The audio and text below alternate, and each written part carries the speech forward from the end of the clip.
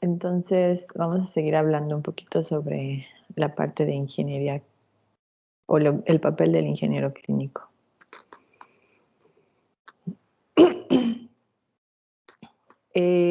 Ya hemos leído estas definiciones que daba la Asociación de Hospitales Americanos y el Colegio Americano de Ingeniería Clínica, la definición de la AMI, y por ejemplo, en la definición de la AMI, dice que es un profesional que brinda educación, experiencia para lograr de forma responsable, efectiva y segura gestionar y hacer interfase con dispositivos médicos, instrumentos y sistemas y el usuario durante el cuidado del paciente. ¿Ok? Entonces, por ejemplo, aquí no se restringe a dispositivos, incluye, por ejemplo, desde la parte de sistemas. Entonces, englobar toda la parte de tecnología y cómo es que se hace la interfase de estos diferentes tipos de tecnología con el usuario, que básicamente pueden ser enfermeras, médicos, durante el cuidado del paciente, que ese es el objetivo. Otra definición también hace énfasis en la interfaz entre el dispositivo y el paciente, ¿no? Y entonces es la persona que aplica principios de ingeniería en tratar de gestionar toda esta parte de sistemas y dispositivos médicos en el cuidado del paciente. Aquí también mencionan el amplio espectro de ingenierías. Está la parte que mencionábamos de que es multidisciplinaria. Y entonces, para entender, modificar o controlar sistemas humanos y biológicos. En este caso, por ejemplo, aquí está diciendo que es el ingeniero biomédico. ¿Cómo lo define? ¿No? Entonces, pero en realidad, desde mi punto de vista, el ingeniero clínico sigue siendo ingeniero biomédico. Entonces aquí, por ejemplo, hace énfasis en entender la parte de modificar o controlar. En esta parte entra de forma importante la parte del diseño de algún tipo de dispositivo o mecanismo, sistema, software, etcétera, que tengan repercusión en sistemas biológicos, animales o humanos, ¿sí? Pero un ingeniero clínico, que digamos que es el que se va a desempeñar en el hospital, también puede hacer esas actividades. Desafortunadamente aquí en México son pocos los hospitales que dan cabida a que los ingenieros biomédicos realicen, por ejemplo, o que participen en investigaciones o que participen en el desarrollo de tecnología médica. No es que no haya, sí los hay, pero son pocos. Generalmente son los institutos y pues institutos hay pocos. ¿Investigaron la parte de en qué institución se había diseñado o iniciado a diseñar un ventilador? César, Alan, ¿qué investigaste? César, ¿sí estás o no estás? ¿Sí me oye? Sí. No. Ok, perdón. Yo lo que encontré fue que no encontré como tal institución hospitalaria, pero bueno, no estoy seguro, porque lo que encontré fue que, perdón, ya que el proyecto se inició el 29 de marzo con la convocatoria del Instituto Nacional de Ciencias Médicas y Nutrición Salvador Subirán, que en este proyecto más de 15 instituciones públicas, empresas y universidades trabajaron para el desarrollo de este ventilador en un tiempo de 10 semanas. Ese Instituto Nacional de Nutrición es un instituto nacional. Y entonces, si tú pones Instituto Nacional de Nutrición Salvador Suribán en internet, ahí vas a ver por qué está compuesto. Entonces, son institutos de atención médica de tercer nivel, pero todos tienen la parte de investigación médica. Y en este caso, pues sí, los ingenieros biomédicos que forman parte de ese instituto tuvieron la oportunidad de participar en el desarrollo de un ventilador mecánico. Quien gestionaba el proyecto era la jefe del departamento de ingeniería biomédica. ¿Ok? Entonces, cuando me refiero a institutos nacionales de salud, este es uno, ¿no? Hay varios, todos en la Ciudad de México, y estos institutos iban a tener esta parte de que un ingeniero biomédico posiblemente llegue a participar en investigación y desarrollo de tecnología. O como le quieran llamar, ingeniero clínico, porque está desempeñándose dentro de un hospital. ¿Cuál es el detalle aquí? ¿Por qué no todos los hospitales le permiten o le dan la oportunidad o existe principalmente recursos para que los ingenieros biomédicos puedan también realizar este tipo de actividades? Que no es suficiente, ¿no? No hay suficiente, a veces ni hay departamento de ingeniería biomédica, que ese es un grave problema. Por ejemplo, aquí ya en San Luis Potosí, en el Hospital Central, no hay departamento de ingeniería biomédica, ¿no? Eso no quiere decir que no se gestione la tecnología médica, se gestiona, pero no es que tenga que ser un ingeniero biomédico el que la gestione. ¿Por qué sí debería ser un ingeniero biomédico? Porque se supone que el ingeniero biomédico está formado para, no tiene conocimientos y preparación sobre tecnología médica y conoce los procesos que vamos a estar viendo algunos de ellos en este curso. Entonces, el gran problema es, por ejemplo, si no existe ni siquiera en muchos hospitales todavía departamento de ingeniería biomédica, pues como va, no hay biomédicos, entonces no hay desarrollo de tecnología a nivel de los hospitales. Y otra parte también es la infraestructura, ¿no? No todos los hospitales van a tener infraestructura para realizar desarrollo tecnológico. Y además, pues se requiere esta parte de multidisciplinaridad. No es que un solo biomédico desarrolle tecnología. Si nos pusiéramos a ver desarrollos tecnológicos y quién participa, va a haber biomédicos, pero va a haber gente profesionales de otras áreas también.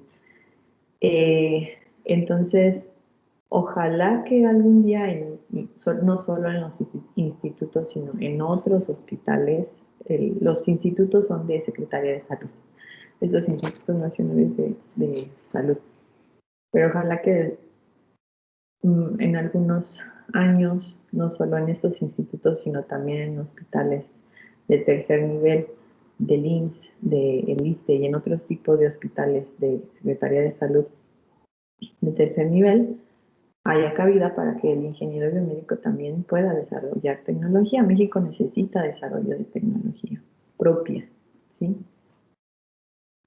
¿Por qué? Porque eso va a hacer que se satisfagan necesidades particulares de la población y de alguna forma que se disminuyan posiblemente costos de la tecnología.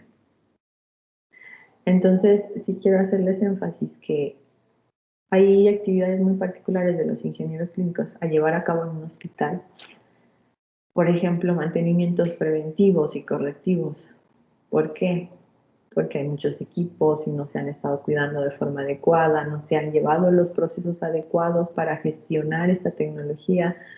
falta capacitación, no se evaluó, por ejemplo, la compra de mucho de esta tecnología, si era adecuada o no, y entonces va a haber problemas que surgen. Entonces, en muchos hospitales, ¿qué pasa? El ingeniero biomédico tiene que atender problemas urgentes.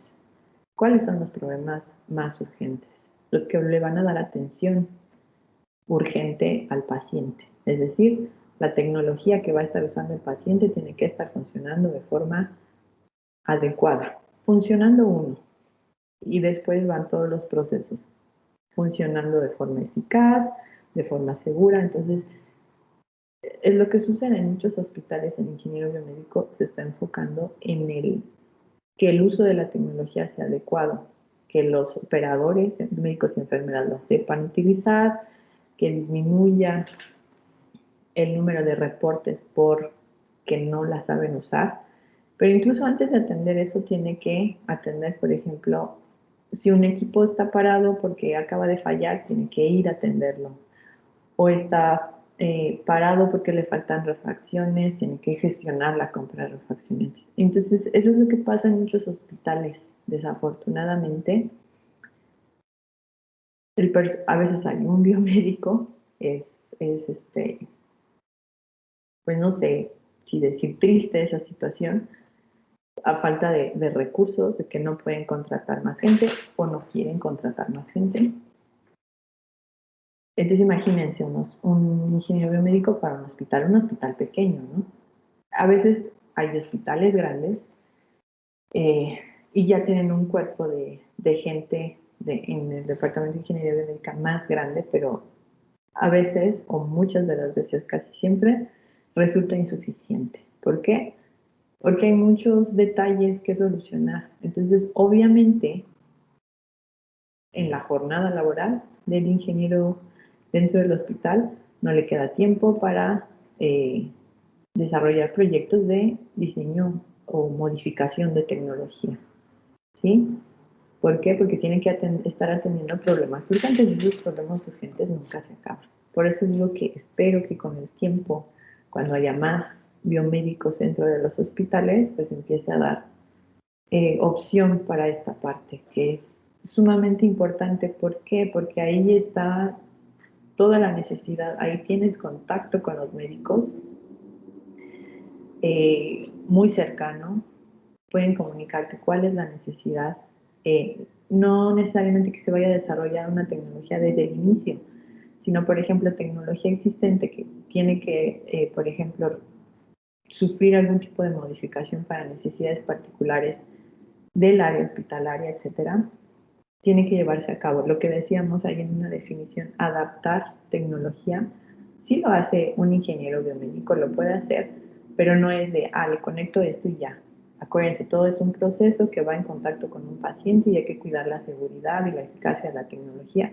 Y entonces es un proceso, son varios pasos, tienen que cumplirse varias normas, tiene que revisarse, tiene que aprobar cierta gente, ciertas instituciones. Entonces, por esta parte, digamos que eso debería de llevarse a cabo en los hospitales. Eso también debería de ser parte de la labor de un ingeniero biomédico o un ingeniero clínico dentro de un hospital, pero desafortunadamente ocurre muy poco. Aquí hay otra definición de un ingeniero clínico considerando esta parte de la gestión de tecnología médica. Entonces, obviamente tiene que estar acreditado. Y entonces aquí dice, se encarga de la aplicación de conocimientos científicos y tecnológicos para,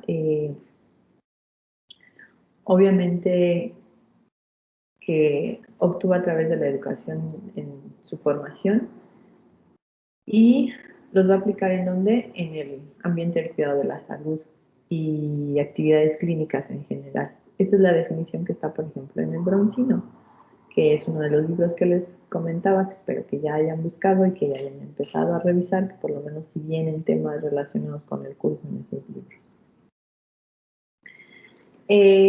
Aquí vemos, por ejemplo, que dentro de todas estas actividades que mencionábamos que hace el ingeniero clínico, como mantenimientos, capacitaciones, compras, dar de baja de equipos, evaluar tecnología para hacer su compra, evaluar tecnología para decir, esta tecnología ya no puede estar aquí porque ya se acabó su ciclo de vida de la tecnología, realizar inventarios, revisar instalaciones hospitalarias que sean adecuadas, si no lo son, sugerir las adecuaciones adecuadas para que el uso de la tecnología sea segura, etcétera.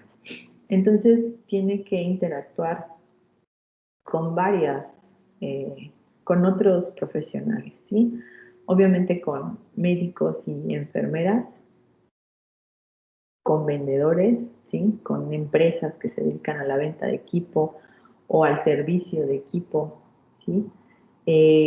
Administrativos, esta parte relacionada con la parte de las ventas, agencias que te van o instituciones que van a estar, por ejemplo, certificando el uso adecuado de la tecnología y que si la tecnología se usa adecuadamente, entonces el hospital tiene buenas prácticas.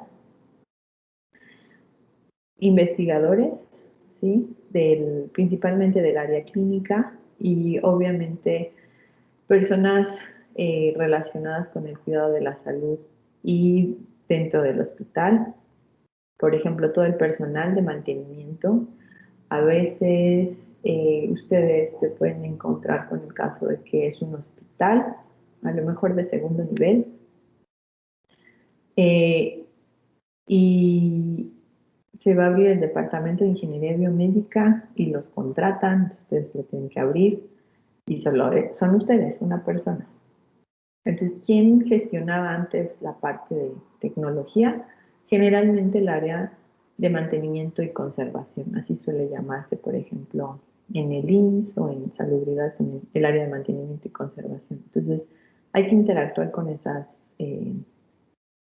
personas que también están encargadas, por ejemplo, de toda la instalación eléctrica, etcétera, de todo el funcionamiento del hospital, más allá de la tecnología médica. Y cuando no hay departamento de ingeniería biomédica o ingeniero biomédico, pues este departamento es el que se encarga también de la tecnología médica. Y obviamente el paciente. No es que el ingeniero clínico tenga que tener contacto directo con el paciente, generalmente no, pero obviamente sus actividades repercuten en el bienestar del paciente. Si la tecnología está funcionando adecuadamente, pues el paciente va a recibir un cuidado adecuado si hace uso de esa tecnología. Entonces, vamos a empezar a hablar un poco de la clasificación de tecnología médica. La COFEPRIS define dispositivo médico como un concepto muy general. Puede ser una sustancia, mezcla de sustancias, material, aparato o instrumento. Y dentro de esta parte de aparatos e instrumentos incluye, por ejemplo, la parte de software, el programa de informática necesario para su apropiado uso o aplicación. Y todas estas que se mencionan son empleados solo o en combinación para el diagnóstico, monitoreo o prevención de enfermedades en humanos o auxiliares en el tratamiento de las mismas y de la discapacidad. ¿Okay? Además de los empleados en el reemplazo, corrección, restauración o modificación de la anatomía o procesos fisiológicos humanos. ¿Okay? Todo esto podría aplicarse para tecnología.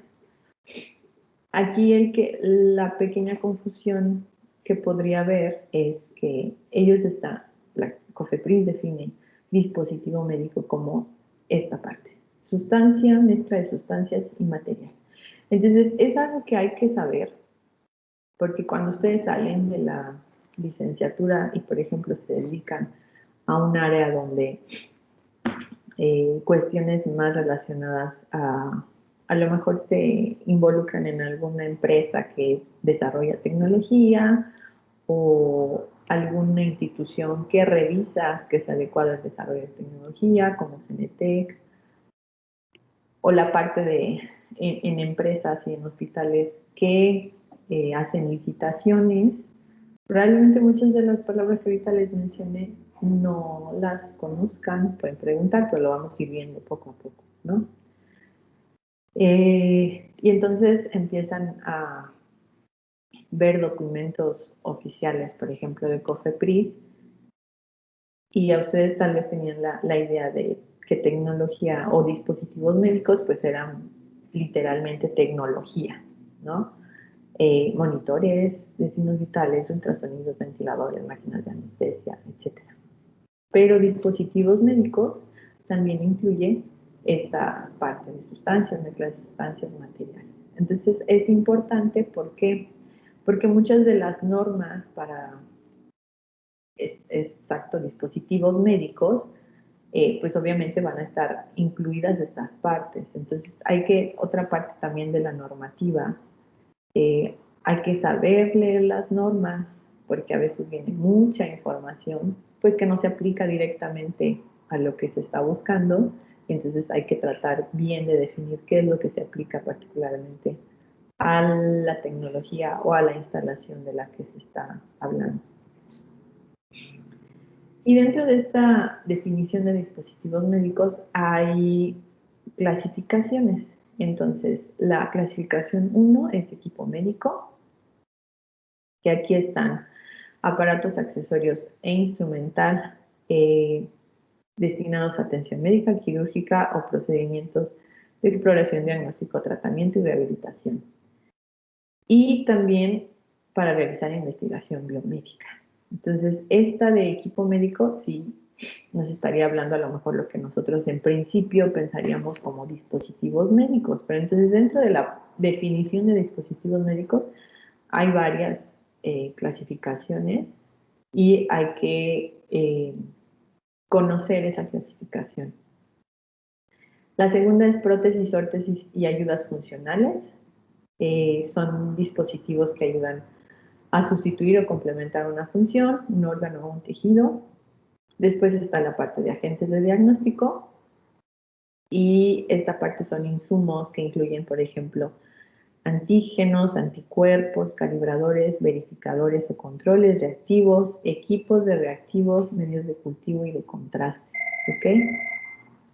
Entonces, toda esta parte, aquí vamos, equipo 1, clasificación 1, equipo 2,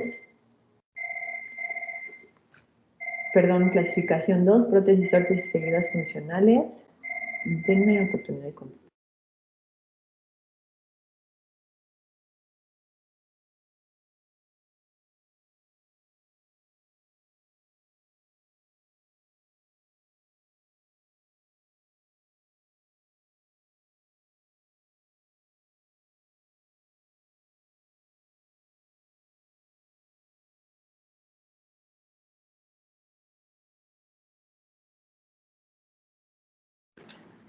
Perdón, chicos. Y entonces tenemos estas hasta el momento tres clasificaciones: equipo médico, prótesis, órtesis y ayudas funcionales, agentes de diagnóstico, y todo eso se considera dispositivos médicos. La clasificación número 4 es insumos de uso odontológico, las 5 materiales quirúrgicos y de curación, donde obviamente aquí está toda la parte, por ejemplo, de materiales que son antisépticos o no antisépticos, germicidas, etcétera, que se utilizan en la práctica quirúrgica o en la práctica de realizar curaciones, y productos higiénicos, como la clasificación 6, ¿ok? Son materiales o sustancias que se aplican a la superficie de la piel o cavidades corporales que tienen acción farmacológica o preventiva, ¿sí? Entonces, estas 6 clasificaciones de dispositivos médicos son las que tiene COFEPRIS. Básicamente, nosotros vamos a estar refiriéndonos como tecnología médica a esta clasificación de equipo médico. Hay otros tipos de clasificaciones. Por ejemplo, se pueden clasificar de acuerdo al riesgo sanitario. Clase 1 van a ser aquellos insumos conocidos en la práctica médica y que su seguridad y eficacia están comprobados y generalmente no se introducen al organismo. Entonces aquí la parte importante es que no se introducen al organismo, es decir, no son invasivos. Esos son clase 1. Clase 2 son insumos que se utilizan en la práctica médica y que se pueden introducir al organismo permaneciendo menos de 30 días. Aquí también hay que hacer énfasis en que son dispositivos. Entonces, aquí puede ser equipo médico, pero también hablando de, por ejemplo, materiales. Por ejemplo, un medio de contraste, que en realidad es una sustancia que te inyectan, por ejemplo, para que en un equipo de imagenología, por ejemplo, una resonancia magnética o una tomografía, una PET, tomografía por emisión de positrones, la imagen sea funcional. Entonces, inyecto un medio de contraste y lo que yo quiero es ver cómo es el paso de ese medio de contraste por una zona. Entonces, la imagen que voy a tener no solo es anatómica, sino funcional, porque me va a estar hablando con el medio de contraste de la función, por ejemplo, cómo es el flujo, etc. Entonces, un medio de contraste, por ejemplo, se introduce al organismo y se introduce solo cuando se va a hacer el proceso de tomar la imagen médica y después tiene un tiempo de eliminación propia en el organismo que es rápido, ¿ok? Entonces, este medio de contraste se consideraría un dispositivo médico dentro de la definición, porque acuérdense que también son sustancias, y sería clase 2, ¿ok? Pero también podría ser, por ejemplo, hablando de tecnología médica, de equipo médico, podría ser, por ejemplo, un equipo de eje invasivo que adquiere la actividad cerebral de forma invasiva y se hace, por ejemplo, una persona que se somete a una cirugía, tiene a lo mejor un tumor y obviamente la cirugía pues es completamente invasiva, pero ahí durante la cirugía se hace el registro de la actividad eléctrica cerebral.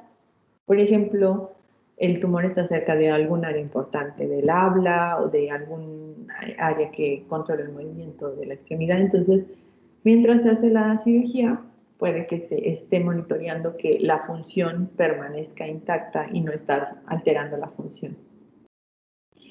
Entonces, por ejemplo, si se hace el registro de esta actividad eléctrica cerebral con eje invasivo, este monitoreo de eje invasivo va a durar solo la duración de la cirugía, ¿no? Entonces va a ser menor a 30 días.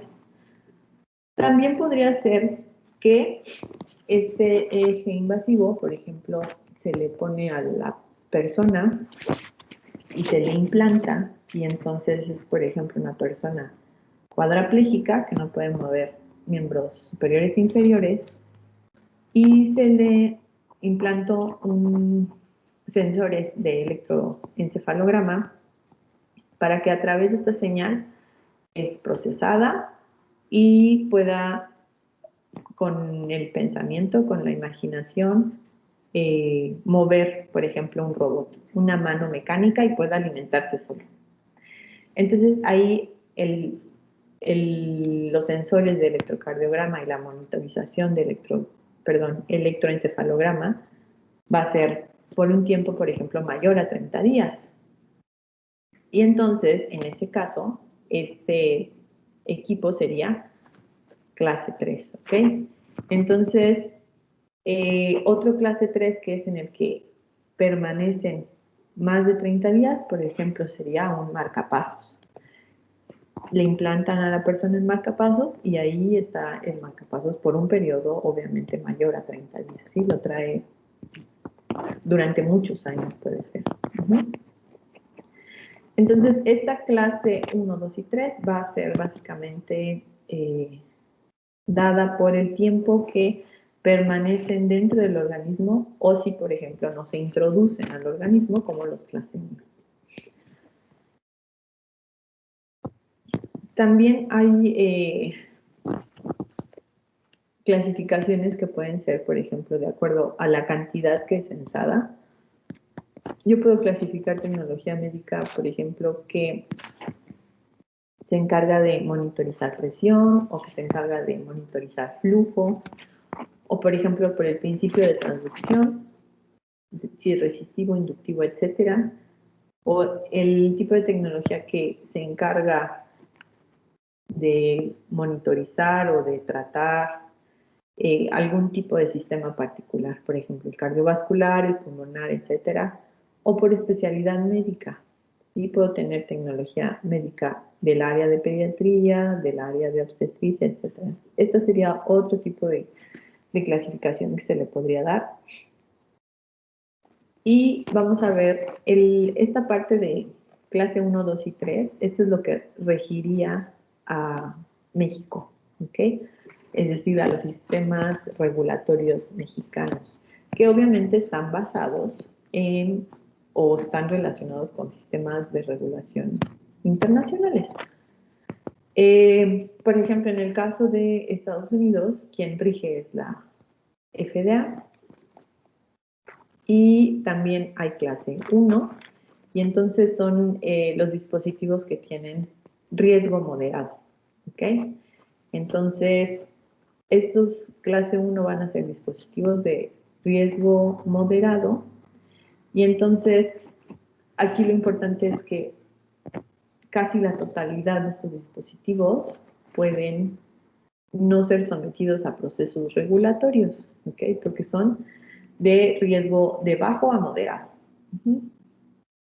Y aquí están ejemplos, por ejemplo, vendajes, estetoscopios, como los conocemos que usan los médicos, kits de enema, etc. Entonces, obviamente sí, para que salgan al mercado tienen un cierto proceso, pero en cuanto a procesos de tener que pasar ciertas normas más encaminadas a la seguridad del paciente, no son necesarios. ¿Por qué? Porque no implican un riesgo para el usuario, para el paciente. Los dispositivos de clase 2 son igual en base al riesgo, pero aquí va de moderado a alto, ¿ok? Aproximadamente un 43% de los dispositivos o de los equipos médicos, dispositivos médicos, entran dentro de esta categoría. Y, por ejemplo, sería una silla de ruedas eléctrica o, por ejemplo, algunos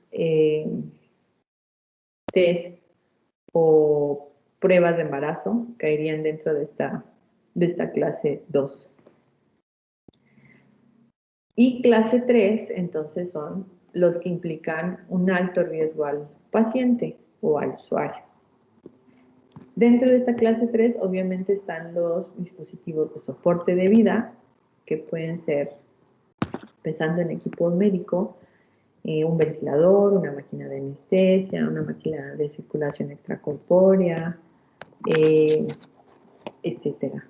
O que van implantados, hablábamos, por ejemplo, del marcapasos, o algún otro tipo de equipo que presenta o si no funciona de forma adecuada, es un riesgo importante para el paciente, ¿ok? Y obviamente es una menor cantidad en cuanto al total de dispositivos que se pueden considerar, es un porcentaje bajo dentro de estos clase 3. Y ya mencionamos ejemplos. ¿Qué pasa, por ejemplo, con la Comisión Europea? Estos serán por la FDA, ¿ok? Es decir, lo que se rige en Estados Unidos.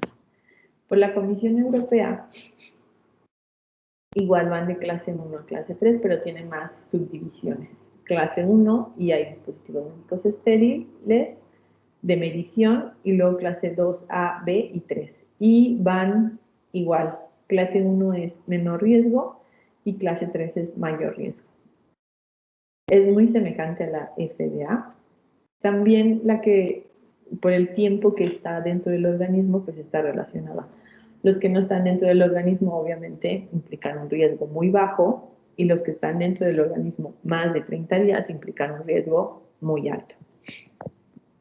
Y pues aquí hacen subdivisiones entre clase 2A y clase 2B, que obviamente el pasar de A a B quiere decir que aumenta el riesgo. Entonces, para estas diferentes tipos de clasificaciones es importante conocerlas. Estamos hablando de dispositivos médicos y cómo, por ejemplo, cambia esta clasificación en México, cómo cambia en sistemas regulatorios de Estados Unidos o, por ejemplo, sistemas regulatorios europeos. Ahora vamos a hablar un poquito de estas etapas para que se llegue a generar un equipo médico.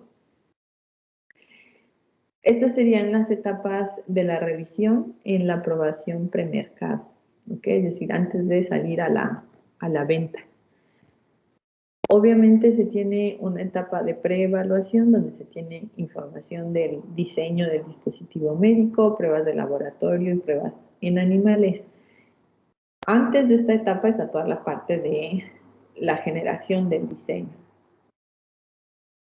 Después está la parte de solicitud de excepción para un dispositivo en investigación, donde básicamente lo que se hace es solicitar para que se lleve a cabo estudios clínicos en humanos para el dispositivo médico,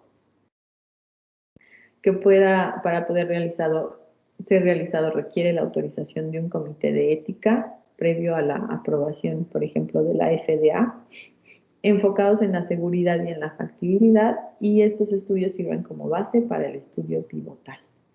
Entonces, por ejemplo, para todo el diseño de ventiladores que se intentan, o por ejemplo que empezaron a diseñar en nutrición, tenía que pasar por COFEPRIS, tenía que ser aprobado por COFEPRIS. COFEPRIS, que es el centro regulatorio, tenía que dar su aprobación, tenía que certificar que es seguro, que cubre todas las normas que tiene que cubrir, etc. Entonces, una de las, digamos, problemáticas en esta pandemia era pues que todos los desarrollos, por ejemplo, tecnológicos, tienen que pasar por COFEPRIS. Incluso, no COFEPRIS de todo lo relacionado a la salud, no solo la parte de tecnología, por ejemplo, toda la parte de las vacunas también tiene que autorizar COFEPRIS. Espero que eso también, si lo hayan visto en las noticias, si no, pónganse a buscar. Entonces, tiene que hacerse la aprobación por el ente del país encargado, y después la solicitud de la aprobación premercadeo, y después está la parte de esta etapa que se llama PMA, que tiene PMA es aprobación premercado, donde esta solicitud se lleva a cabo cuando, por ejemplo, se ha realizado algún cambio o alguna actualización al dispositivo médico.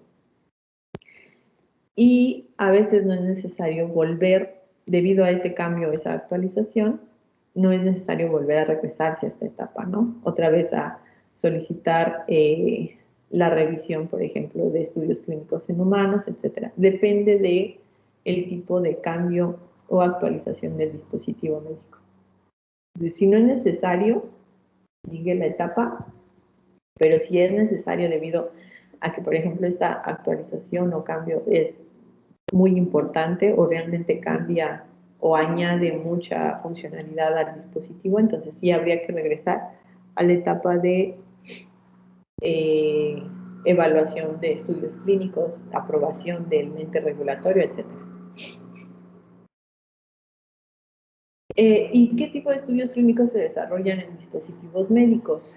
Aquí está la parte de medicamentos y de dispositivos médicos, un poco para que hagan el contraste, cómo o por cuántas etapas pasan los medicamentos y por cuántas etapas pasan los dispositivos médicos. Si se dan cuenta, hay más fases en la etapa de medicamentos y, por ejemplo, si vemos la parte de número de personas que se requieren, por ejemplo, aquí son en la fase 1 de 20 a 100 sujetos, fase 2 de 50 a 200 y fase 3 entre cientos y miles de sujetos, ¿ok? ¿Qué pasa con dispositivos médicos? Vamos a ver, bueno, les voy a dejar de tarea que vean por ahí, ay, no me acuerdo, no sé si ya lo han visto, el documental de Netflix, no fue el nombre ahorita, pero es que es sobre tecnología médica, para que lo vean y después comentemos esa parte de problemas que hay con la regulación de los dispositivos médicos. ¿Alguien lo ha visto? No, el de Salud a la Venta o algo así. Sí, sí, sí. Ah, sí, yo sí lo vi hace mucho, pero ya no me acuerdo muy bien. ¿Cómo es el nombre? Salud a la Venta se llama. Gracias. Búsquenlo para que lo vayan viendo.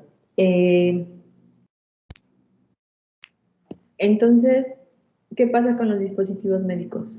Se tiene un estudio piloto, se hacen pruebas en poblaciones pequeñas de sujetos enfermos, de entre 10 y 30 sujetos, y lo que se busca es determinar la seguridad y el desempeño de forma preliminar. Después se hace un estudio pivote. Aquí ya se hacen los estudios en poblaciones enfermas mayores de 150 a 300 sujetos. Y ahora en este punto se quiere evaluar la efectividad y los incidentes adversos. De forma muy importante en la parte de evaluación de la tecnología es la parte de incidentes adversos.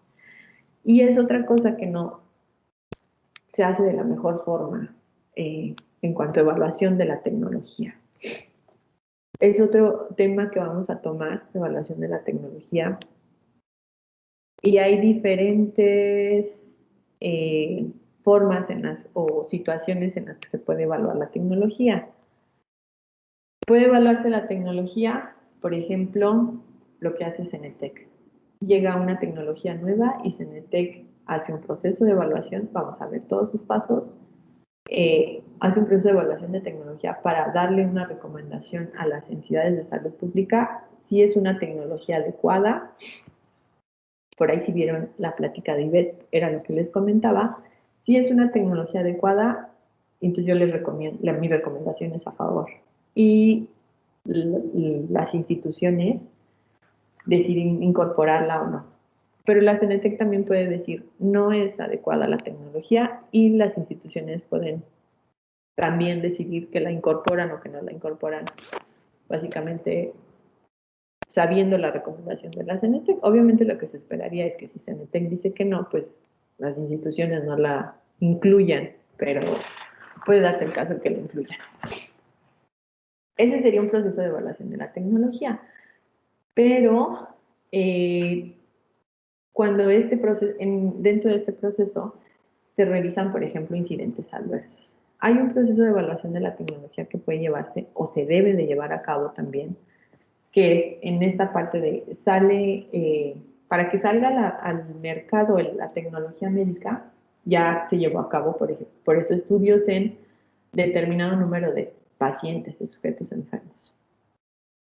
Pero a veces esa cantidad de sujetos no es representativa, ¿sí?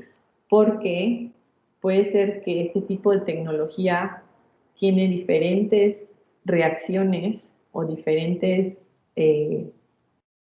consecuencias en diferentes tipos de pacientes, que es más o menos un ejemplo del que mencionan en el documental. Entonces, a veces el estudio en sujetos enfermos no es suficiente en cuanto a número, no es suficiente a en cuanto a todas las posibilidades de pacientes que voy a tener, porque generalmente los enfermos, por ejemplo, imagínense que, bueno, ahorita se me ocurren ejemplos de drogas, ¿no? Por ejemplo, o sea, de medicamentos. Todos los medicamentos tienen efectos adversos, ¿sí? Entonces, puede ser que una persona que nada más tiene dolor de cabeza se tome una pastilla y ya se le quita, pero la persona, digamos que es relativamente sana, solo tiene dolor de cabeza. Pero si la persona tiene el dolor de cabeza y además es diabética y además es hipertensa, o luego es otra persona que hace poco tuvo infartos, entonces probablemente ese mismo medicamento o no tenga el mismo efecto en estos tres tipos de pacientes, o probablemente incluso en uno de estos pacientes no sea recomendado. Es el mismo caso aplicado a tecnología. Piensen que es una tecnología que es un implante de algún tipo.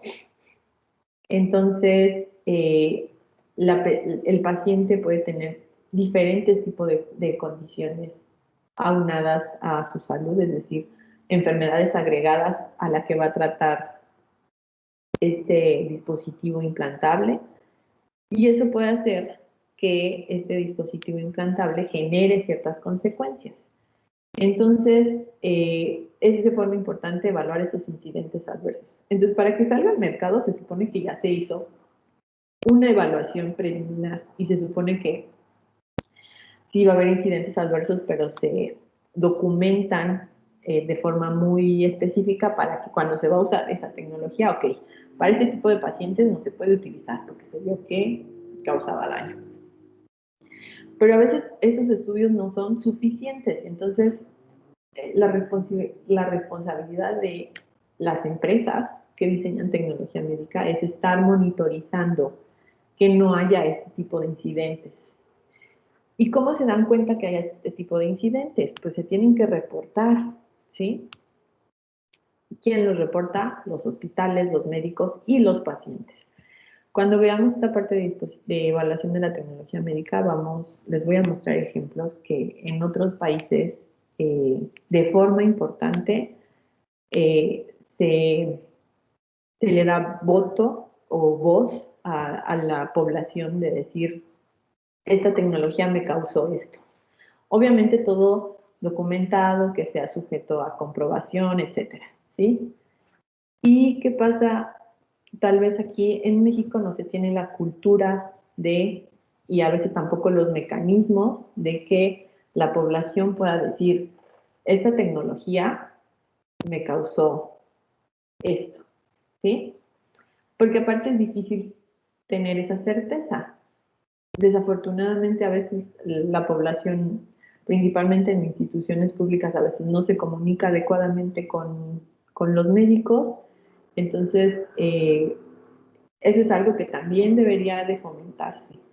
La población que es la usuaria de la tecnología debería de tener mecanismos para decir, esta tecnología me causó esto. Mecanismos bien estructurados, donde obviamente se revise que la información no es falsa, que todo es verídico y que existen formas de comprobar que sí causó un daño. Obviamente esto tiene un hilo de consecuencias, ¿cierto? Entonces, ese es otro tipo de evaluación de la tecnología que después, ya cuando está haciendo uso con los pacientes. Piensen en algo sencillo. Por ejemplo, están en un hospital y hay un equipo médico, piensen en un ultrasonido. Y entonces el ultrasonido tiene un cierto error, ¿ok? Y se detecta, o sea, es un nuevo producto y se detecta ese error. Lo detecta la empresa que está vendiendo, el que diseñó el ultrasonido, y entonces empieza a contactar a todos los hospitales para decirles, y es un problema sencillo, piensen que solo se necesita una actualización de software, ¿no? A lo mejor después de activar ciertas funciones, se deja de activar alguna otra, pero se dan cuenta de ese problema cuando ya salió al mercado. Es algo que a veces ustedes van a encontrar dentro de instituciones hospitalarias y empresas que se le llama la tecnología necesita un recall. Y entonces lo que se hace es la empresa informa a todas las instituciones donde tiene conocimiento que hay este tipo de tecnología y manda a su personal para que se haga la actualización y se realiza. Otra cosa importante por eso es que en los hospitales se debe de buscar que a la empresa que se le va a comprar la tecnología médica, o sea la original, o sea, por ejemplo, Philips tiene sí un ente, una sede aquí en México, General Electric en el aspecto médico, etcétera. Pero hay otras empresas que tal vez no lo tienen, pero entonces tienen representantes, empresas que no son la original, digamos, la que diseñó y vendió el equipo de primera instancia, pero hay empresas mexicanas que son legalmente las encargadas de vender y dar servicio a ese producto. Entonces, ¿qué pasa si yo como hospital le compro a una empresa que vende equipo Philips, por ejemplo? Aunque esté Philips, por ejemplo, hay incluso empresas mexicanas que también venden equipo Philips y Philips las avala, ¿no? Es decir, legalmente pueden vender equipo Philips. Pero puede haber otras empresas que Philips no las avala. Entonces, a esas otras empresas probablemente tienen que tratar de obtener esta actualización de software porque Philips no les va a llamar de primera instancia para hacer la actualización de software. Entonces, esto digamos que sería un incidente y también se da cuenta la empresa de que sucede. ¿Por qué? Porque se hace una evaluación de la tecnología, se está monitorizando continuamente que la tecnología funcione adecuadamente, aunque sea un problema, por ejemplo, de software. Entonces, obviamente, la parte de incidentes adversos como que cause daño al paciente tienen que ser de forma más urgente atendidos. Pero entonces, esta parte de evaluación de tecnología médica va ligada con la parte de que se conoce como tecnovigilancia. La vigilancia de la tecnología en todo momento, ¿sí? En todo momento.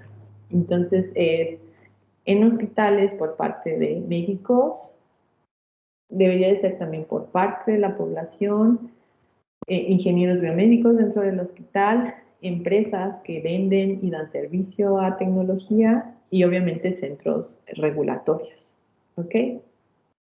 Por ejemplo, no sé si de repente tal vez les llega algún, incluso a veces por Facebook, depende de qué personas tengan en Facebook, o en las noticias lo pueden ver, ¿no? Algún comunicado, generalmente más sobre medicamentos de COFEPRIS, de este medicamento ya no se puede vender porque se encontró que tenía estas sustancias particulares que causan daño, ¿ok? Entonces se envía la información. Eso es también vigilancia, en este caso farmacéutica. Entonces, así como se hace la vigilancia farmacéutica, también se debe de hacer la vigilancia de tecnología médica, y es por eso que se conoce como tecnovigilancia. Entonces, ya se llevaron a cabo los estudios pivote y después están los estudios post-aprobación. Y en este caso están enfocados en recolectar datos a largo plazo e información sobre incidentes adversos. Estos pasos son los que tendría que realizarse como estudios clínicos para desarrollo y puesta en el mercado de dispositivos médicos.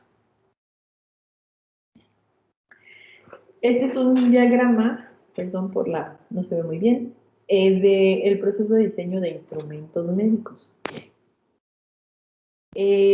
Vamos a ir viendo, por ejemplo, aquí, digamos, en estas etapas, para que llegue al estudio piloto y para que hablemos de esta preevaluación, el equipo ya se diseñó, ya se vio cuál era la necesidad y se hizo el diseño, es decir, ya se tiene un prototipo o un primer diseño inicial. Entonces, ¿qué hay que considerar para lo que voy a estar midiendo? Por ejemplo, factores de la señal. Esta parte de sensibilidad, el rango, si es una entrada o una medida diferencial, la impedancia de entrada, la respuesta en frecuencia, la exactitud, si la respuesta es lineal y qué tan aceptable o repetible es la medición.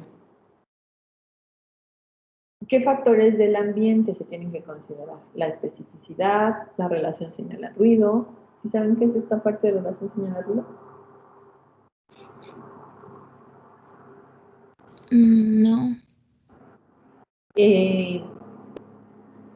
Es simplemente eso, un radio, una relación, un número sobre otro, que les va a decir qué tan grande es mi ruido con respecto a mi señal. Obviamente queremos que el ruido sea muy pequeño con respecto a la señal. Entonces es algo que es una característica que siempre se va a estar evaluando en los sistemas de medición, en este caso de señales fisiológicas, por ejemplo. La estabilidad, es decir, que no cambie la medición debido a condiciones de temperatura, de humedad o de presión, de aceleración, de golpes, de vibración, de radiación, ¿sí? Entonces, que la medición sea estable independientemente de si hay algunos factores ambientales que la pueden estar modificando. Los requerimientos de potencia para darle alimentación al sistema, el tamaño del montaje, la forma, y hay otros tipos de factores, por ejemplo, los factores médicos, si es invasivo o no invasivo, si es un sensor que requiere una interfaz con el tejido, si existe algún tipo de material tóxico o que pueda causar toxicidad, la seguridad eléctrica, la disipación de radiación y de calor que se puede generar por la medición de la variable o por la utilización de la tecnología, y obviamente también la incomodidad del paciente. Y obviamente con factores económicos.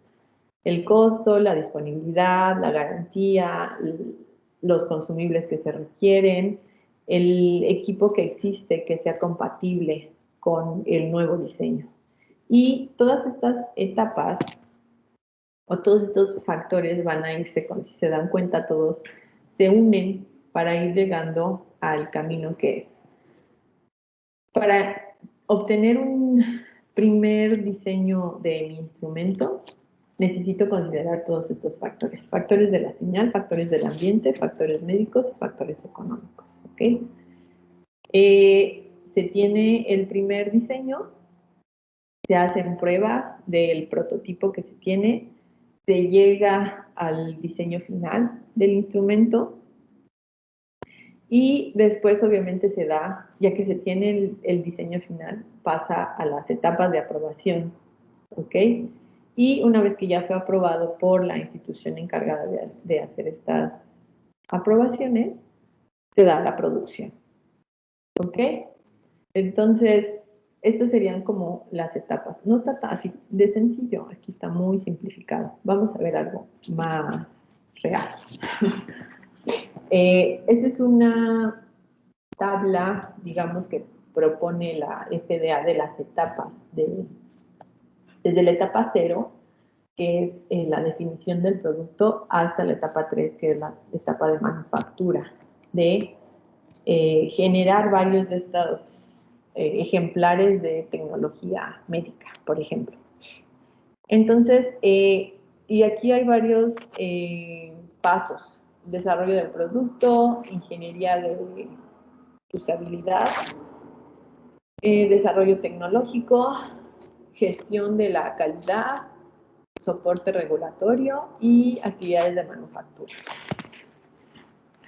Y todas estas etapas van obviamente empezando desde la fase 0, dependiendo de a qué nos estamos refiriendo. Obviamente actividades de manufactura no hay en la fase 0 porque básicamente es en la parte 0, pues es la definición del producto, la prueba de concepto y la generación de prototipos. Entonces, ¿qué es lo que se tiene que hacer en esta etapa? Obviamente, investigación, ¿no? ¿Cuál es la necesidad? ¿Qué se necesita medir? ¿Qué función se necesita reemplazar? ¿O qué función se necesita realizar? Entonces, hay que hacer investigación sobre qué es lo que se quiere, qué medios se tienen para lograrlo, etc. El diseño o el desarrollo del concepto y después la prueba de concepto, ¿sí? Está en esta parte en cuanto a la ingeniería de uso o ingeniería de usabilidad. Son básicamente evaluación de usuarios finales que se tienen dentro del grupo de trabajo. Es decir, no es que aquí se le vaya a dar el primer prototipo a probar a médicos desconocidos, sino que obviamente para el diseño de instrumentos médicos, pues se tiene un equipo muy grande de colaboración y entonces hay profesionales clínicos, médicos, que se van a encargar de hacer estas evaluaciones de primera instancia. ¿Para qué? Para recibir retroalimentación. Esta parte de investigación tecnológica, diseño de ciertos requerimientos que va a necesitar el desarrollo de la tecnología, y a partir de la final de la etapa 0 empieza ya toda la parte de la etapa regulatoria. Aquí se tiene que establecer una estrategia de cómo va a ser el desarrollo regulatorio, y después se pasa ya ahora sí a la fase 1, que se conocería como la fase de ingeniería o de producción. Entonces, básicamente aquí se va a tener prototipos alfa, que es un prototipo de alguna forma con una primera verificación. Se hace ahora la verificación del prototipo alfa. Obviamente se tendrá que ajustar y corregir algunas cosas. Se hace el prototipo beta, se hace la verificación del prototipo beta y se hace un diseño final. Este diseño final básicamente ya está muy bien, ¿sí? En cuanto a la parte de cómo es el uso de este diseño nuevo que se está generando, pues obviamente se hace una retroalimentación continua. Y de forma importante, pues está aquí en la etapa de la validación del prototipo alfa y del prototipo beta. Y aquí ya empiezan los estudios clínicos, ahora sí en pacientes. En la parte de desarrollo tecnológico, aquí ya se hace un refinamiento de esta prueba de concepto que se tenía. Y obviamente lo que se hace es tratar de optimizar o revisar que haya una optimización continua en cuanto a este diseño tecnológico. Para esta cuestión de calidad están estas partes que se llaman DHF y DMR. ¿Qué es eso de DHF y DMR? DHF aquí está, que es el archivo histórico de diseño. Y DMR, ¿qué es eso? Es el registro maestro del dispositivo, ¿no? Device Master Record. Y después QMS es lo de, en inglés es Quality Management System. Entonces, el sistema que me va a permitir gestionar la calidad. Ahorita vamos a ver de qué se trata todo esto, pero básicamente es de tener bien documentado todos los procesos que se están llevando a cabo dentro del diseño de instrumentos médicos. Y esto es súper importante para esta etapa regulatoria, ¿sí? Entonces, en la etapa regulatoria, obviamente aquí ya empieza a haber estudios clínicos, y ya después, cuando se tiene una buena respuesta de lo que se espera del dispositivo en estos estudios clínicos, ahora sí ya se pasa al sometimiento del dispositivo a la instancia regulatoria, y ya obviamente se espera que se apruebe en la última parte, ¿no? Que se apruebe y se certifique, por ejemplo. Y en cuanto a la manufactura, pues obviamente igual va a ir por etapas, donde se desarrolla el primer prototipo, se hace una selección, por ejemplo, de vendedores y de cadenas de suplementos, de dónde voy a obtener todos los insumos para desarrollar la tecnología, que es algo también que se tiene que pensar. Por ejemplo, en esta parte de el diseño de ventiladores, algunos profesores de aquí de la UASLP empezamos a trabajar con otras instituciones para ver qué se podía hacer. Y no había sensores de presión, no había sensores de flujo, entonces era complicado poder probar algún prototipo porque no se tenía este tipo de insumos fundamentales, por ejemplo, para el desarrollo de un ventilador. Entonces se tiene que ver de dónde voy a obtener insumos, materiales, refacciones, etcétera. Y que esta parte de donde los voy a obtener me los puedan generar, ¿qué? En masa, ¿sí? Porque voy a hacer un producto que va a salir al mercado y probablemente van a fabricarse muchísimos dispositivos de ese tipo. El proceso del desarrollo, tener un inventario, una validación y ahora sí la manufactura ya en volumen, ¿ok?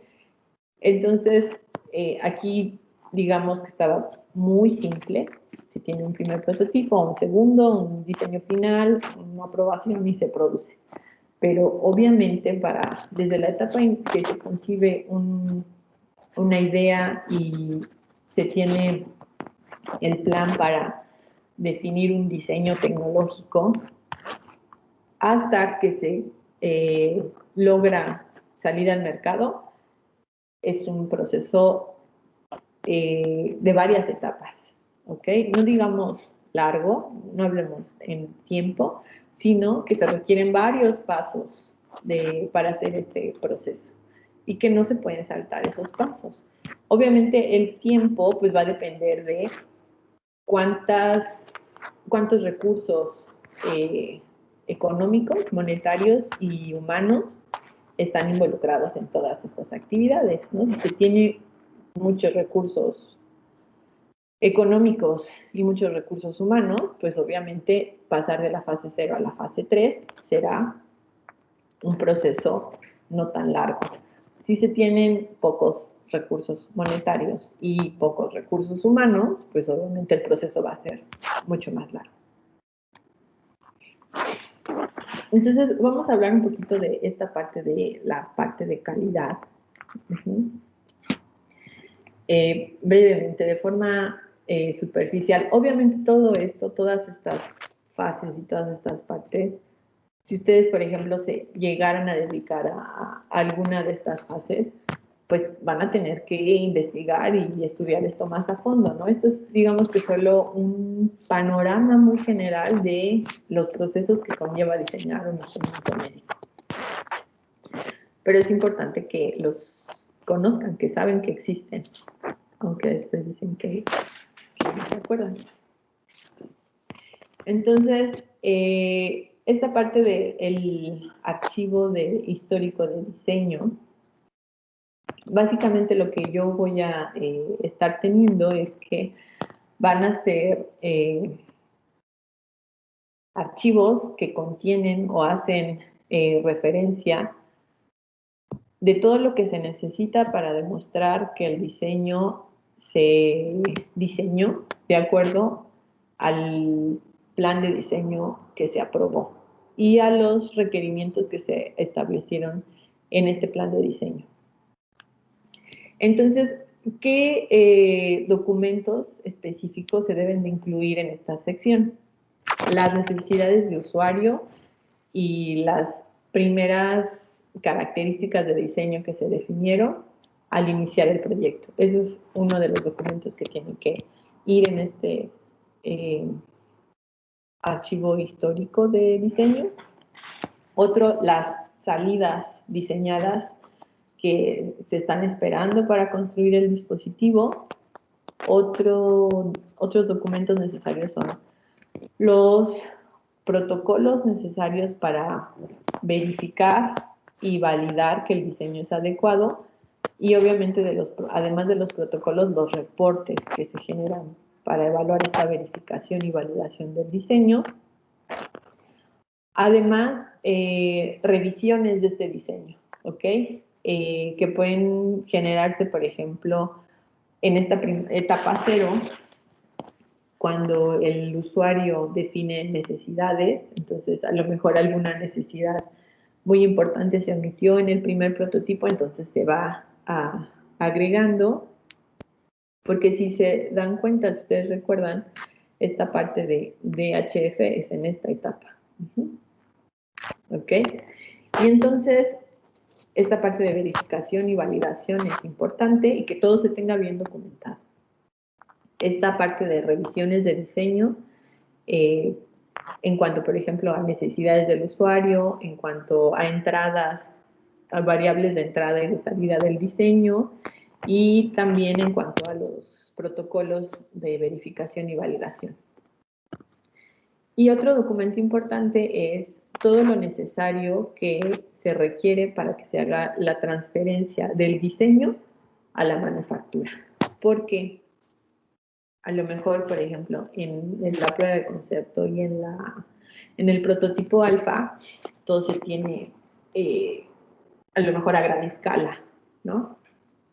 Hace la función, pero se tiene algo muy grande, entonces obviamente la parte de manufactura todo lo queremos más pequeño. Entonces, ¿qué se requiere para pasar un diseño que a lo mejor no es el óptimo? Por eso aquí estaba esta parte de desarrollo tecnológico de optimización. ¿Qué se requiere para hacer esta transferencia del diseño a la manufactura? Entonces, todo esto va en el documentado en esta parte de DHF. Ahora, ¿qué pasa en el DMR? Que es como registro maestro de dispositivo. Entonces, aquí ya estoy en la fase 2, es decir, ya se tiene un diseño final. Entonces, ya se debería de tener ahí la parte de especificaciones del dispositivo, esquemáticos ya adecuados del dispositivo, la composición o la formulación, las especificaciones de los componentes que se necesitan, las especificaciones del software si se requieren. Después, estos serían como especificaciones del dispositivo. Después están las especificaciones del proceso de producción. Entonces, aquí se incluyen, por ejemplo, qué métodos de producción se necesitan y qué especificaciones en cuanto a ambientales se deben de cumplir para la producción del dispositivo que se está hablando. Otra parte importante son la parte de procedimientos y especificaciones que aseguran la calidad. Entonces, todo lo que debe de saberse o los criterios y especificaciones que deben de conocerse para que la seguridad del uso del equipo sea adecuada. Otro importante son, por ejemplo, las especificaciones de que a lo mejor esto está de forma general, incluyendo tanto como es dispositivo. Aquí le puse instrumentos médicos, pero en realidad este es un diagrama para dispositivos médicos. Entonces, acuérdense, dispositivos médicos pueden ser sustancias y obviamente también equipo médico. Entonces, dentro de este DMR está también la parte de etiquetado y empaquetado.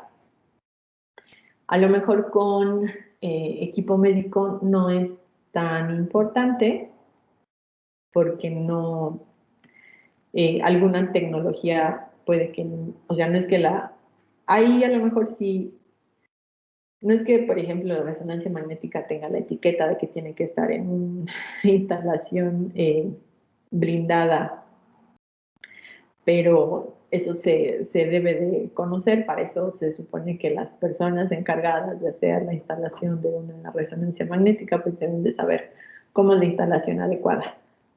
Pero no es que la resonancia magnética traiga como por ejemplo los medicamentos, ¿no? Que tienen que ir bien etiquetados, algún tipo de medicamento o sustancia obviamente importa su empaque, entonces esta etapa de etiquetado y empaquetado va más en ese sentido de sustancias, por ejemplo, medios de contraste, en este caso, por ejemplo, vacunas, etcétera. Pero en algunos casos particulares de dispositivos médicos también podría darse el caso de que alguna de estas especificaciones de etiquetado o empaquetado pueda aplicarse. Y finalmente es la parte de procedimientos y métodos que se encargan para instalación, mantenimiento y servicio. Entonces, son 5 cosas en el DMR. Especificaciones del dispositivo, especificaciones del proceso de producción, procedimientos y especificaciones que aseguren la calidad y especificaciones de etiquetado y empaque. Y la última parte son procedimientos y métodos para la instalación, mantenimiento y servicio del dispositivo médico. ¿Ok?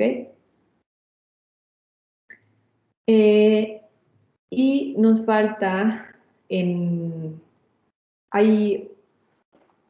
aquí no está, que aquí se los puse también, que es este de DHR, el registro histórico del dispositivo, que es algo que también pueden encontrar que se incluya. Y básicamente ahí lo que incluirían son, por ejemplo, fechas de manufactura, cuánto se manufacturó, cuánta cantidad se liberó para la distribución, el registro de todos los dispositivos que se manufacturaron de acuerdo a esta etapa del registro maestro del dispositivo. Relacionado con la parte de etiquetado es la etiqueta inicial de identificación y la etiqueta usada para la producción.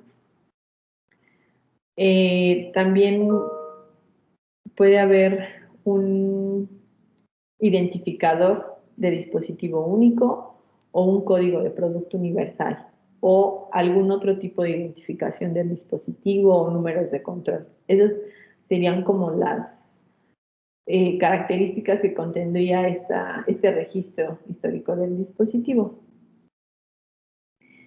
Y faltaría esta parte de QMS, ¿no? ¿Qué era eso de QMS? Entonces, vamos a hablar un poquito de eso, que es el sistema de gestión de calidad. Aquí tenemos varios pasos que se requieren para hacer este proceso QMS.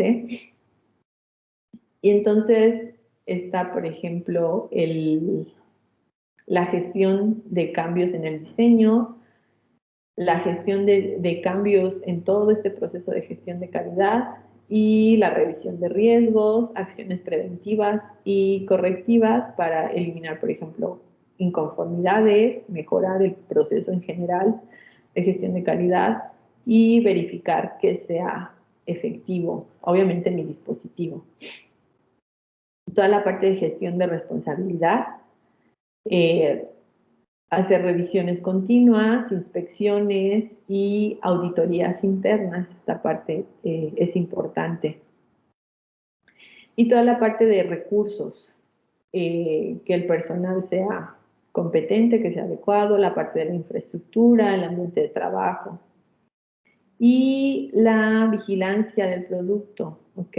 Entonces, monitoreo de riesgos y vigilancia siempre en todo este proceso. En esta etapa también se hace la parte de gestión de riesgos, cuáles son mis entradas y cuáles son mis salidas, y está muy enfocado en la parte de verificación y validación. Y está la parte del control de la producción y del control del proceso de la producción del dispositivo. Entonces, ¿qué requerimientos tiene el usuario final, el cliente?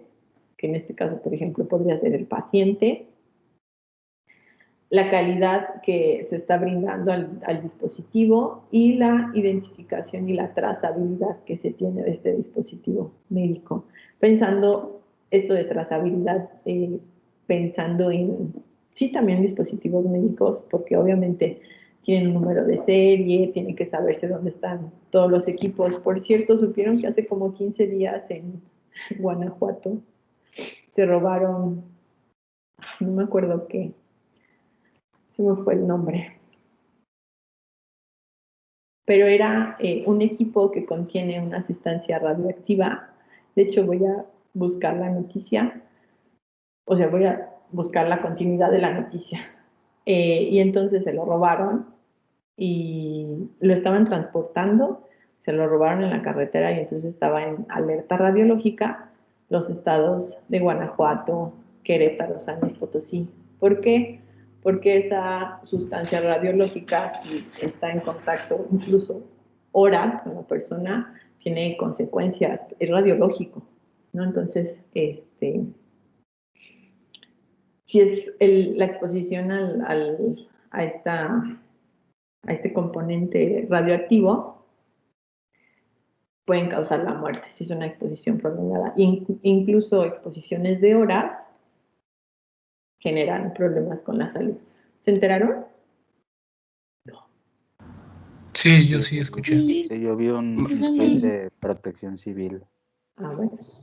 Entonces, en este caso, por ejemplo, ahí sí va la parte importante de trazabilidad. Si es equipo que maneja sustancias radioactivas, tiene que estar súper vigilado, y de hecho ha habido algunos acontecimientos pues terribles en México con respecto a esta situación. Les voy a tratar de documentar, pero se los platico.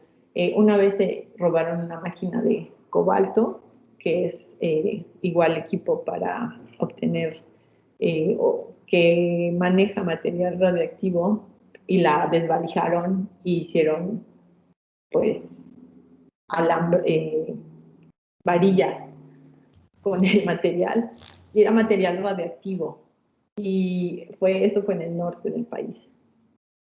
Y entonces, pues, se empezó a distribuir.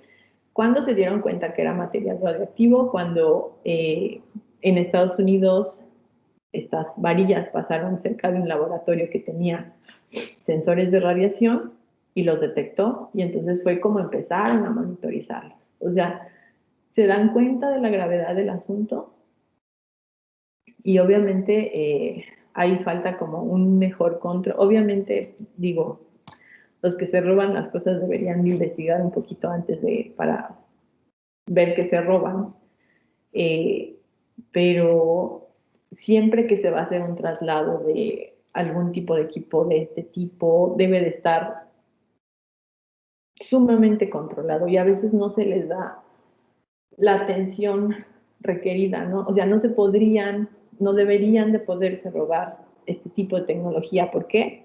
Porque es una alerta para la población, ¿no? Es una alerta para protección civil, etcétera.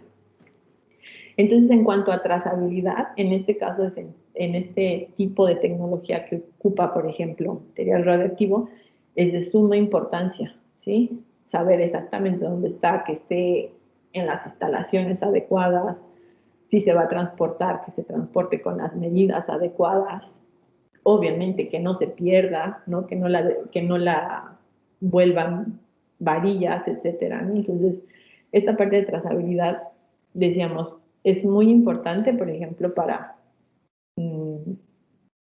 fármacos, también fármacos que tienen que tener un resguardo adecuado, que pueden ser también, o por ejemplo, medios de contraste, que si no están en las condiciones ambientales adecuadas pueden ser tóxicas, etcétera. Pero en cuanto a tecnología, esta parte de tecnología que maneja sustancias radioactivas es súper importante que se sepa dónde están, qué condiciones están, etcétera. Entonces, este es el diagrama, por ejemplo, que propone la FDA, que es básicamente lo mismo que está aquí. Entonces, es control del proceso de producción. Aquí es lo relacionado al equipo y controles de cómo se está desempeñando esto, el control de los cambios que se realizan al dispositivo, el registro y documentos que están relacionados con este, control del material y un diseño para realizar todo este tipo de controles y acciones preventivas y correctivas. Esto sería la parte del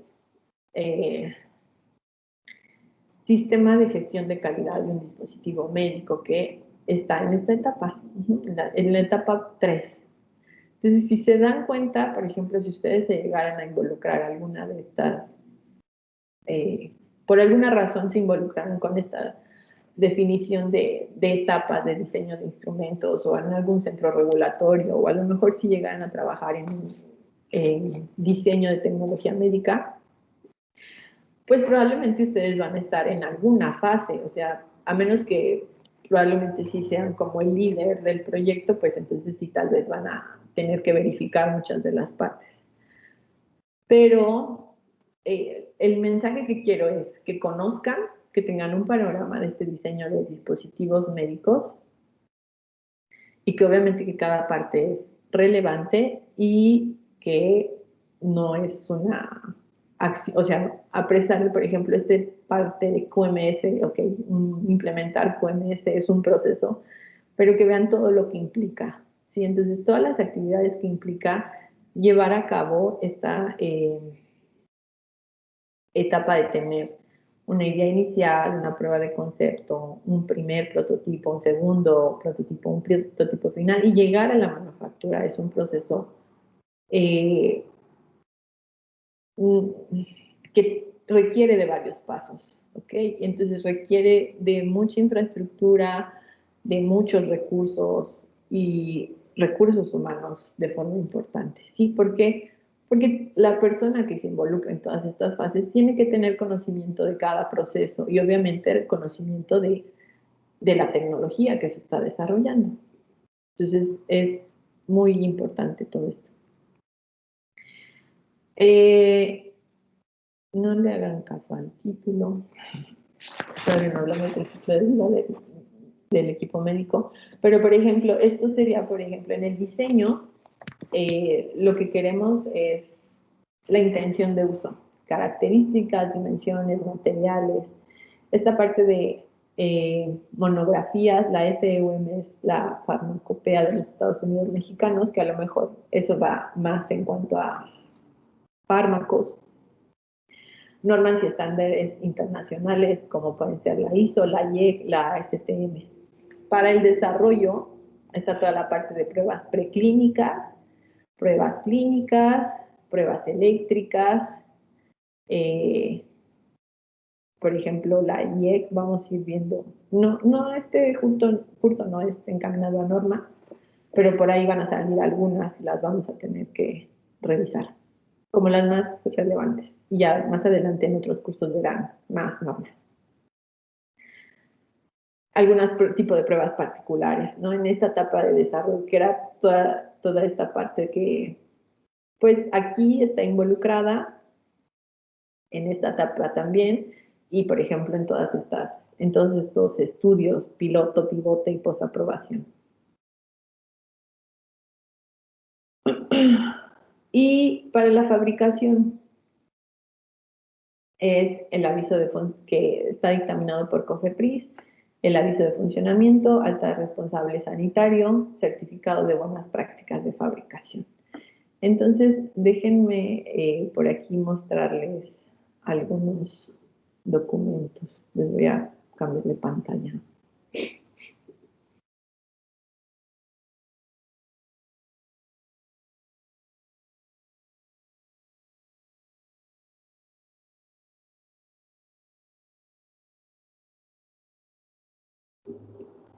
Este es una ISO 13485 que se encarga de ver la gestión de calidad para dispositivos médicos. ¿Ok? Entonces, esto es un resumen, ¿no? O bueno, digamos como un panorama general de lo que se trata la ISO. Maestra. 134. Sí. Sí. ¿No lo ven o qué? Ah, ya, es que como que, sí, como que, pero ya vi que estaba acá abajo.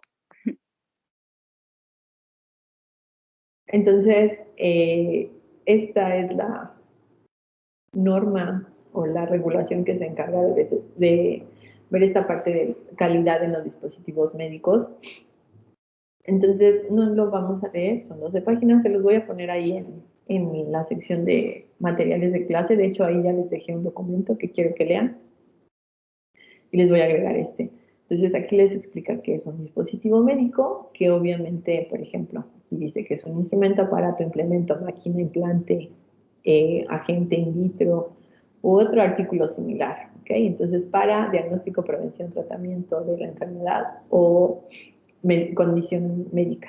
Entonces, se dan cuenta, esta definición de dispositivo médico coincide con la de COFEPRIS. ¿Por qué? Pues todos tenemos en el mundo que estar de acuerdo de lo que se trata un dispositivo médico para poder, obviamente, interactuar. Obviamente les explica que hay una gran variedad de dispositivos médicos, sillas de ruedas, sillas de dentista, marcapasos, monitores, prótesis, etcétera, ¿no? Dispositivos de soporte de vida, dispositivos controlados por software como las tomografías computarizadas, las resonancias magnéticas, etcétera, ¿no? Les explica qué es esta parte del sistema de calidad o la sistema de gestión de calidad, que es la parte de QMS, y entonces son políticas, procesos y procedimientos que ayudan en la organización para alcanzar los requerimientos que se quieren, ¿ok? Y entonces, obviamente, para que esto se haga de forma adecuada, por eso existe una regulación. Y entonces, que obviamente podría empezar a hacerse un diseño de dispositivo y no ver qué me dice la ISO 13485, pero ¿qué va a pasar? Si yo digo, de alguna forma certifico que seguí la ISO 13485, pues eso le va a dar que soporte a mi diseño, ¿sí? Y obviamente las entidades regulatorias podrán decir que tienes que seguirla, es decir, es necesario que la sigas o a lo mejor no te la exigen particularmente. Pero seguramente sí, muchas etapas de estas serán obligatorias, por ejemplo, en lo que te pide que cubras, en este caso, por ejemplo, COFEPRIS. Obviamente, toda la parte de requerimientos legales y regulatorios,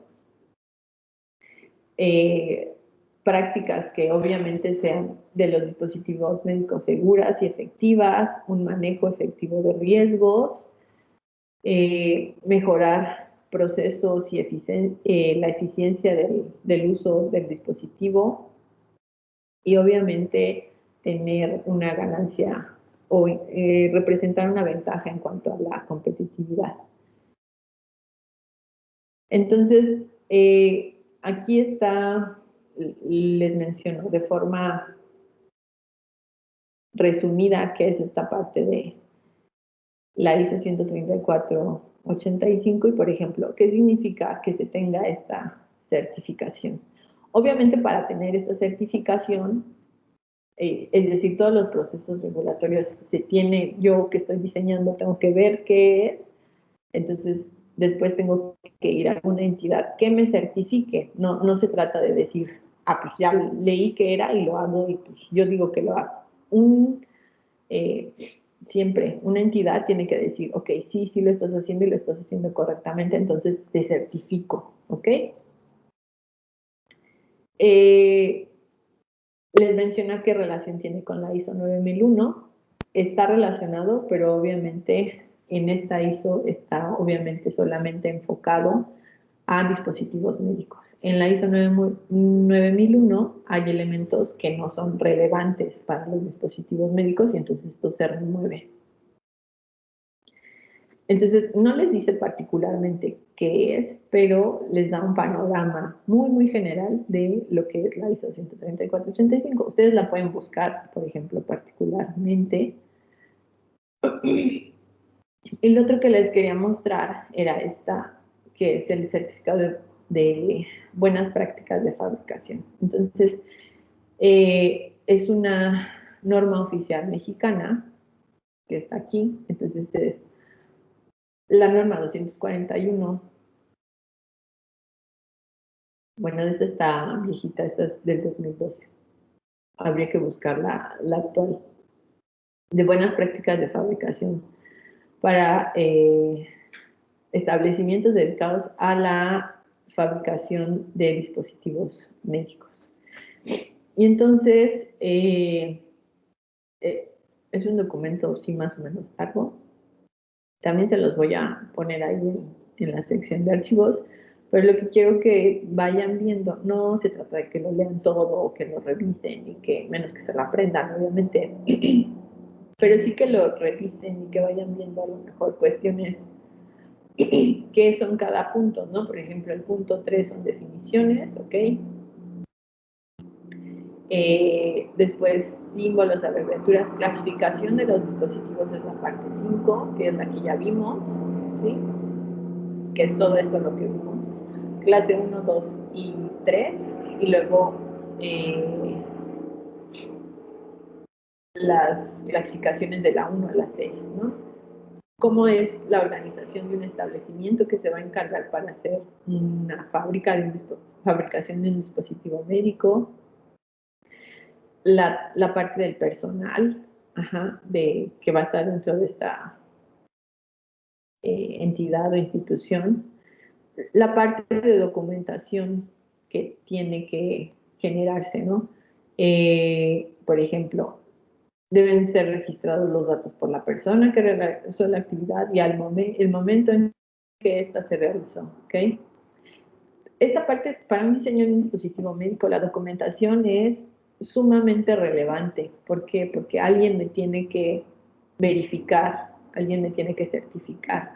Entonces, esos entes regulatorios necesitan ver, obviamente van a revisar y van a verificar que todo se haya llevado de la forma adecuada y, obviamente, para que yo demuestre cómo se realizaron las diferentes etapas de fabricación de mi dispositivo médico, todo lo tengo que tener completamente bien documentado, todo, absolutamente todo. Que era esta parte, de alguna forma, de estas partes, ¿no? De archivo histórico de diseño, el registro maestro del dispositivo, etcétera. Entonces, necesito una documentación adecuada de todo lo que se está realizando. Entonces, aquí ustedes pueden ir viendo todo lo que dicta esta norma, ¿no? Por ejemplo, el diseño debe considerar los requerimientos de construcción, ambientales, seguridad y buenas prácticas de fabricación. Para la construcción de una instalación debe considerarse el nivel de riesgo del dispositivo médico y todas las cuestiones que involucra esta norma. Son muchas, pero sí quiero que le den una ojeada a la norma. No, o sea, no es necesario ni siquiera que la lean completa, pero que sí la ojeen y vayan viendo qué contenido tiene la norma. Vamos a dejarlo por el día de hoy hasta aquí y de tarea quiero que lean el documento que les puse en la sección de archivos y además que me